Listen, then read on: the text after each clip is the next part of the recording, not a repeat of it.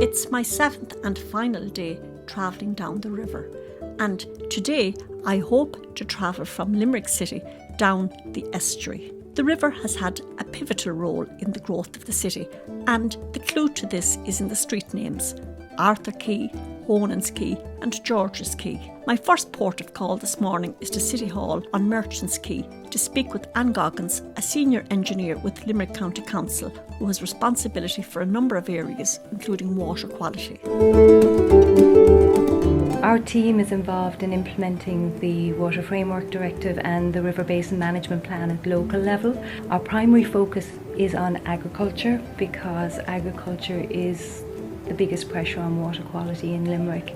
We have a lot of issues in Limerick and in some of the rivers that flow into the Shannon estuary, the Deal and the Meague particularly. They're quite over-enriched with nutrients, and that's starting to impact on the upper Shannon estuary, which is a little bit worrying. Our role then would be to look at where the inputs are coming from within our functional area and to try and work with the stakeholders to mitigate those inputs. So if it's agriculture inputs, looking at whether it's runoff from the fields, whether it's issues on the farmyard, and working with the farmers to deal with those. We'd also have a role in looking at things like septic tanks, urban discharges from industry. In terms of agriculture, the basic measure identified under the River Basin Management Plan is the Good Agricultural Practice Regulations.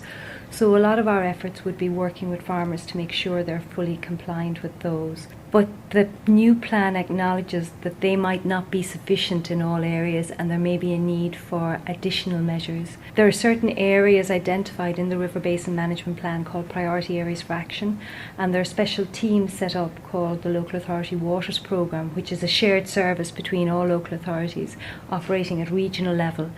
And their role is to work with specialist agricultural advisors and to look at what else can be done where they identify specific problems. So what other measures that go beyond the basic measures in the good agricultural practice can be taken to help mitigate the effects of agriculture.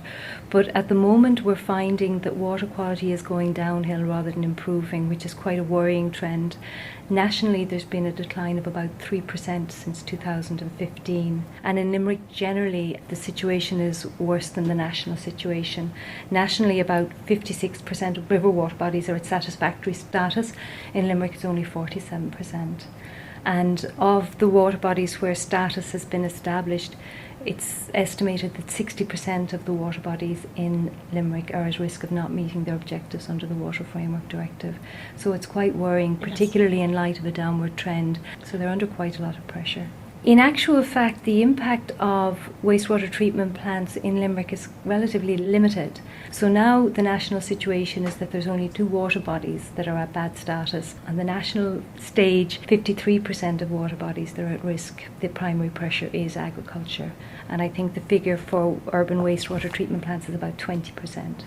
Now, another problem area that we haven't looked at is, of course, industry.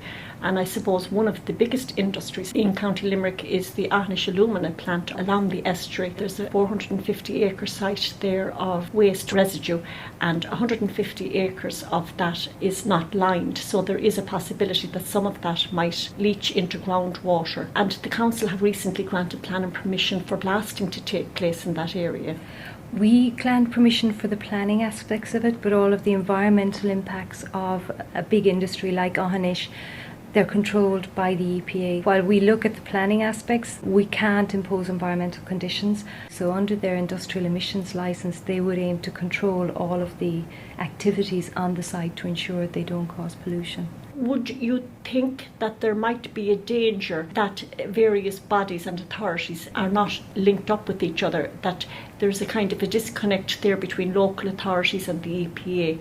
We work very closely with the EPA. We would make submissions where relevant on various things, and they are very much now engaged with local authorities and with the local authorities water programme through their catchments unit. They produced the River Basin Management Plan this time round, and they're involved in coordinating a lot of the agencies that are required to act under it. So I think there's a good relationship with the EPA.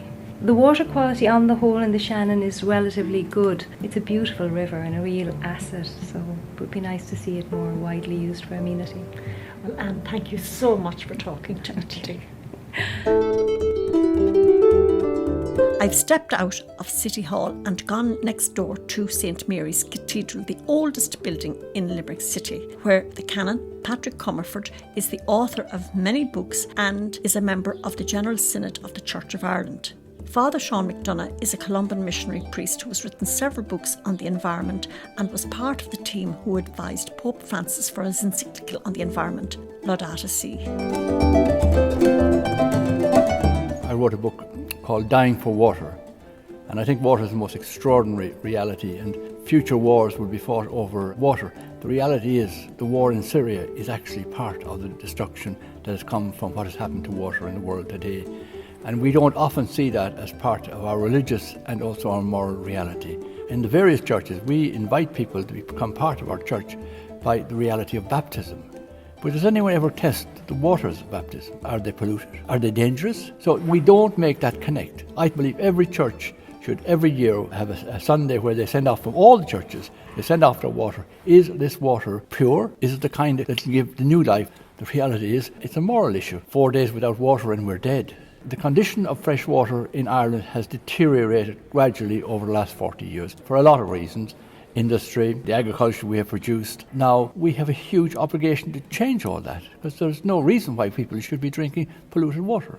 If I was teaching, for example, now something on the church, you know where I'd bring people? Down to an oak tree. Here's a species that promotes the growth of about 300 other species. That's what church is about. The care of God's creation is a biblical task for all of humanity. At the end of it all, we need to have a river that gives life to all. There will be a tree whose leaves will give healing not just to all nations, but to anyone who takes from it. There's no discrimination. It's there for all to take, but we have a responsibility as the church to care for that creation. It's very significant that Bridget builds her first church, Kildare, the Church of the Oak Tree. This cathedral here, St Mary's Cathedral in Limerick, stands on an island on the banks of the River Shannon. In the last 30 years, infant populations has fallen by 40%. That's globally. That's an extraordinary figure. 30% of our food comes from actually pollinators. Seabirds here coming from the winter are down by something like 40%. This is what's telling us what's happening to our environment. We should take that seriously. We have 98 species of bees in this country. And you know what? 1/3 of them are facing extinction. I mean, that's extraordinary. I'd be asking people who have lawns around the church to leave places for dandelions at this time of the year. If we cut all the dandelions, we're doing enormous damage to the bees, because the bees become extinct when they have no food and no place to live.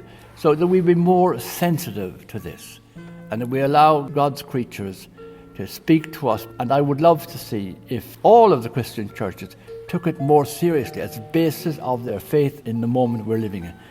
We're living in a particular moment. We're not living in the 19th century or the 14th century. We're living when we realise what we're doing to the natural world. All I would want to say is we begin to respond to that and do something about it. Christ constantly talks about himself as giving the water of life. His ministry begins with baptism in the water when the waters part like a new creation. His first sign in St. John's Gospel is with water at the wedding at Cana. His first proclamation of himself is a one-to-one with a Samaritan woman at the well when he talks about the water of life. He calms the waters of the troubled seas so that he is the Lord of creation. When he dies, water flows from his side. If we need to understand who we truly are as humans, we need to understand our place within God's creation, and then we become the people that God has made us to be. And I think that's a really wonderful note on which to end. Thank you. I've stepped out into the sunlight and walked a short distance along the river to the Loch Bar. I'm fortunate that 2 musicians from the Academy of Irish Music in the University of Limerick, who regularly play here, are entertaining the clientele as they have lunch. Conor Broderick from Galway is on keyboard and Brendan McCarthy from Cork is on box.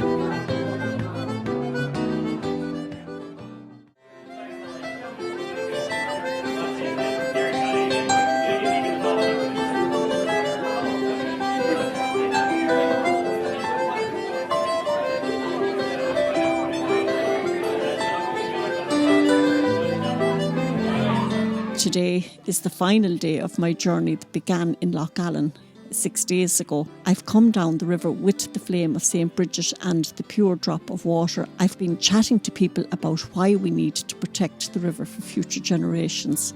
We live in an area called Skeeton. There's an alumina refinery down there, but the problem is their waste is left at the Shannon Estuary. And it's toxic waste, Anna. That's our problem. And there's about 50 million tonnes of it in open ponds. And it blows. It leaks into the Shannon because the planning originally allowed for 70 acres of it that was never lined. So since 1983, it's been leaking into the Shannon. People who fly in from America can look down on a fine day and see all this red underneath the water. And no one seems to care. You're here today saying, how do we protect the Shannon? Well, I can say we've lost our chance in protecting the Shannon, because the damage has been done from this toxic waste being left there. County Council don't seem to care, the EPA don't seem to care, no one seems to care. It's money for this industry. They produce alumina, they export it abroad, and they leave us the waste. And it'll cost billions to clean up. The problem is the walls could collapse. There's even a planning permission already granted for blasting just meters from it. So if they breach the embankments, the toxic waste is into the Shannon, and that's the end of it. So we feel we are losing the fight in saving the Shannon. There was never much opposition because it was all about jobs. Everything is done in the name of jobs because our environment is being ruined. And I think it's thanks to social media, it's thanks to yourself, Anna. They may be thinking of taking this red mud into Irish cement and burning it there. There will be another Skeeton, there will be another environmental problem if this happens, because this company is not going to clean up. The Irish government isn't going to make a clean up. It's a Russian company. So tough luck, lads. You have it there, and forget about your environment. It's all over for our area. One of the biggest environmental threats in Europe is happening in our area right now, and that's Shannon LNG, a terminal for imported American fracked gas. It would be built in Tarbert on the Kerry side. Ireland has banned fracking, but the plan at the moment is to bring in enormous amounts of this American fracked gas, which has the most ferocious emissions of any of the fossil fuels, actually. It used to be seen as a clean transition fuel, but it isn't anymore. It leaks methane at every opportunity, and this stuff is 86 times more destructive than carbon dioxide over a 20-year period.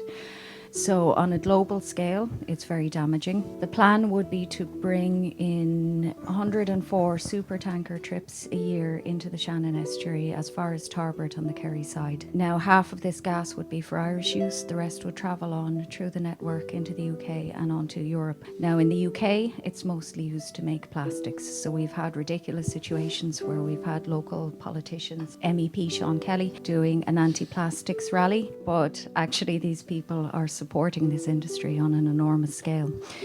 They would take estuary water, 100 million gallons of it every single day. It would be cooled in the process of warming up the gas. So what you have is water that goes back out at maybe 11 degrees lower than it was. So the fact of having this cold water is devastating to the estuary food chain. It just about finishes it. Shannon LNG would be built exactly in an EU area of special protection for marine wildlife. The site itself has this ledge, this drop-off, which is perfect for the dolphins and perfect for the world's biggest supertankers. If this terminal is built, it's going to change what's left of the Shannon forever. It'll be the food chain, it'll be tourism, it'll be 104 supertanker trips passing Loop Head and coming into the estuary every year. It's hugely strategically, geopolitically important. We have hundreds, thousands of supporters actually across the city, and we are exposing the complete inefficacy, the uselessness actually of the government bodies that are supposed to protect us. And on that list we have the Environmental Protection Agency, who over the last 18 months have basically been holding the hand of Irish Cement through the process which will grant them a licence to turn their cement kiln into a for-profit incinerator, burning industrial and municipal waste. Irish Cement is seeking a licence for 90,000 tonnes of waste a year. What Limerick is going to have to face going forward, if this licence is granted, is essentially a profoundly toxic atmosphere that is going to blow emissions from this cement works across the city, that is going to see the air turned into essentially a great cancerous stream which will affect the health of the people of that city and of the Shannon Estuary in a way that will destroy lives and families and land and water, and we will become not what we're told, a great new dimension of the wild Atlantic way, but rather a huge toxic ecosystem. The current minister with the portfolio looking after the environment, Richard Bruton, began his career before he went into politics as chief economist for Cement Roadstone Holdings. So what you can see with that appointment is that the very senior figures in the current government are themselves invested in CRH actually starting to get their way with this billion-dollar project. We have nothing to hide. We know we have right on our side. We have nothing to do except expose the truth and the rotten heart of the politics that is allowing this to go ahead. We have essentially said that we will stop at virtually nothing to prevent this from happening. The River Shannon is the jewel in the crown in Ireland. It tips off of 16 counties from Dingle to Fermanagh. And what happens to the River Shannon will have an impact on the future generations in our country. The system and the Shannon have been failed by politicians, bureaucrats and multinationals. They seem to buy their way into dirty industry, and the essence of their results is pollution of the River Shannon. We have two areas of Limerick where we actually do not have habitable fish. An area in Goggins and there's an area in Castlemungle. The big problem for us is the fauna and the marine life. And with the dirty industries, and they're going on now 6 decades in our region, and there's no one standing up for the river, there's no one standing up for the people until of late. And we now see the opportunity for 4 or 5 different groups in the Limerick Clare region to come together and stand as a unit to take on the politicians and the planners. We have lost our rights. The governments, successive governments, have taken away the planning authority, which was an executive role for local councillors. That law was under 143A of the Local Government Act. The minister removed that act and he gave executive powers to the CEOs of all the councils in relation to planning decisions. Furthermore, the EPA, when it was set up in 1993, it was set up with immunity for their actions and their decisions. That immunity wasn't specifically set up to protect the officers of EPA. It was set up to protect the ministers, the TDs, and the local councillors, who were in the full face of bad planning decisions. By giving immunity to the EPA, they also gave themselves immunity. And here is the big problem for planning decisions on environment, on the River Shannon, and we must take a stand and eradicate this. The powers are vested in the CEO of the local authority. Right. We have 16 local authorities involved in around the ambit of the River Shannon. But throughout the country, all the CEOs have executive powers only in planning decisions. All the CEOs of lately, they're all government appointees. They're all dictated to. All these managers and CEOs, they all meet once, twice a month, and they all make decisions, but they don't actually go with the decisions unless it's approved at ministerial level, especially the big ones. We have Anne-Marie's problem with the LPG, Angus's problem with Irish Cement, Pat's problem with Goggins. We have our problem with the River Shannon. But we're all combined and we're all speaking as one unit. And it's people power must get this ready to protect and rescue the River Shannon.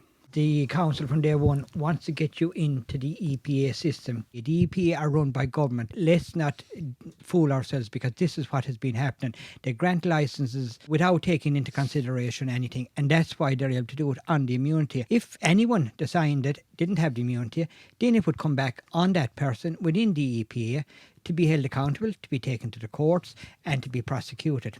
In 2007, there was a statutory body set up through the European Environmental Council, endorsed by the Irish government, and that was the River Shannon Basin Group. I was elected chair. It was a national body. Representation from 16 counties were on that, and we used to meet once a month. The remit was to look at the pollution of the River Shannon, and we uncovered a lot of things of foreign ships coming in and discharging ballast, mussel problems, wild species problems coming in. When that committee was at its most powerful, the issue of extraction of water from the River Shannon to Dublin became our primary concern. And we started to meet once a week on the issue. It was so important for the people of Ireland. In 2008, Minister Hogan disbanded that committee because we were getting too powerful and we weren't taking yes for an answer. And that was the result of the power of the politicians. They didn't like what was coming down the gravy train and they suspended that committee, and it has yet to be re-endorsed. We have launched a platform here today. We have 4 key players who are prepared to stick their neck out and meet the concerted groups, not only throughout Limerick and Clare, but out Munster and the rest of the country. So we have the platform, so let's see where it goes from here. This part of the world has always been strategically important, and you can see this going back to the late 50s when the first free trade zone was set up at Shannon. What we're really witnessing here is, without anyone really being told about it, is a whole new and more vicious, violent, brutal form of late capitalism being imposed upon this area. Europe needs to essentially have a greater level of energy security. At the moment, it depends too much on its gas and energy coming from the east, from Russia and the Ukraine and so forth. For Europe to do that, it needs to essentially bring in frack gas from America. Munster, which is essentially the nearest part of the European mainland to the States, is the perfect place to bring that frack gas into. The reason Irish Cement are looking to burn rubbish is because China now has essentially stopped the importation of rubbish. So there is a huge amount of rubbish that needs to be dealt with in different parts of the world. And rubbish has become massively profitable. Irish Cement are going to probably get around €250 a tonne to burn rubbish. €250 for a 90,000 tonne licence is a lot of money. But they now, in Platin, north of Dublin, Irish Cement have a licence to burn 600,000 tonnes of rubbish a year. Now that works out more or less at over €400,000 a day. That is a lot of money. There is huge money at stake in this rubbish business. Landfill is now no longer really permissible. Europe is doing its best to dispense with rubbish going to landfill. A much easier and essentially more insidious and less conspicuous way of dealing with rubbish is essentially to incinerate it and put the pollution into the atmosphere, because it's much, much harder to essentially measure it in terms of the harm it can do. What this whole Shannon Estuary is being turned into is this toxic ecosystem. What we have to do essentially is draw our own strengths together in order to oppose that. It's extremely difficult to do that because politics now is so welded to business interest in the name of job security that very few people are prepared to really stick their neck out and oppose issues that in any way challenge the lifestyles that they've become accustomed to. It's only the people who essentially can see the bigger picture, can read the immense damage this is going to do to both the health of people and to the environment in the years to come. Those are the people who are making a stand. The more people who make that stand, the better. Anyone that's looking at us today, and we apologise for causing you any bit of distress and finishing off your journey, they will look at us and say, oh look, that's down in West Limerick, we needn't worry about it. Yes, they have to worry about it because these are emissions. The emissions will travel hundreds and hundreds of miles. Once they're airborne, they'll get to everyone sooner or later. This is a system that they are using to destroy Ireland. And they will destroy Ireland. They're well on the way in destroying many parts of Ireland. So what we're saying here today is don't let it happen to you wherever you are. Stand up and fight, and we all need to come together to stop this destroying Ireland. Bring the people of Ireland together, regardless of east, south, west, north. Let's come together. There is hope for the River Shannon, but we've got to do it. It has to come from the people. We've lost the faith in the system, in the bureaucracy, and we've lost the faith in the politicians. We need to stand up and take them on. Yeah, we do need jobs, but the argument we keep making for Shannon LNG is you're looking at 50 long-term jobs in this one plant, which is damaging millions of people around the world, because even though we're fighting it locally, the effects are global. And then when you look at between, Clare and Kerry, we've got 21,000 jobs in tourism, and you have a politician fighting for 50 jobs at Shannon LNG, and they're not interested in those 50 jobs, really. They're interested in that big geopolitical strategic picture that's driven by corporate interests, by industrialisation and by Europe and by the Trump administration. One of the most beautiful parts of this region is that really ancient landscape of early Christianity. In one way, we need to reconnect with those ancient narratives. We really have to understand that our responsibility is not to the violent and brutal production of endless, devastating profit that essentially ruins lives and environments without any form of liability to be accounted for in the present generation. And we must really understand it is those ancient, otherworldly dimensions that should offer us hope in what are very dark times. We have to admit that. On that note, we can look to the flame of St. Bridget that I have carried the whole way down the Shannon, which helps us to reconnect with our ancient Christian roots, so rooted in respect for nature. And that was the hallmark of early Christianity. The really wonderful thing is that people are starting to wake up and people are starting to connect with each other. The real hope for the river lies in the fact that ordinary people are now, for the first time, starting to become really, really active, getting out there to protect the river for future generations. We're here now standing at the estuary with Ahnish in the background. It's visually very powerful. One of the things that inspired me on my journey was your environmental activism for the last 20 years, the work that you have done to protect the environment. So I'd just like to gift you with these two thank you very canisters much. of water. Thank you. Thank you. We've been fighting this for 20 years with minimum success, but hopefully with the help of St. Bridget and everything, We'll get another 20 years. And let's hope the next 20 years will be better. We don't do this for our family, we do it for all families. Yes. And for future generations, your family, my family, everyone's family. It's the environment. We all breathe the air, and all we're looking for is clean air to breathe and clean water. And thank you, Anna, for this. You're more than welcome.